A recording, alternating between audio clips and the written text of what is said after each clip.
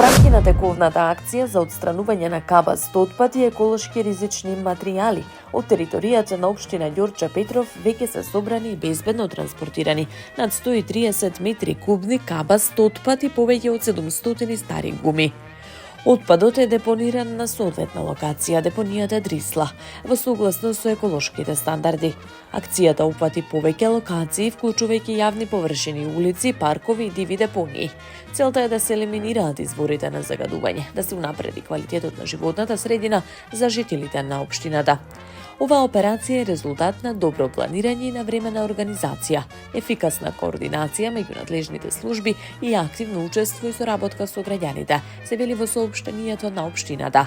Општина Ѓорче Петров упатува благодарност до сите граѓани кои се вклучија во акцијата и ги повикува сите жители да продолжат со одговорно постапување кон отпадот и зачувување на јавниот простор. Граѓаните се уште имаат можност да го одложат кабастиот отпад на означените локации. Акцијата трае до 21 мај.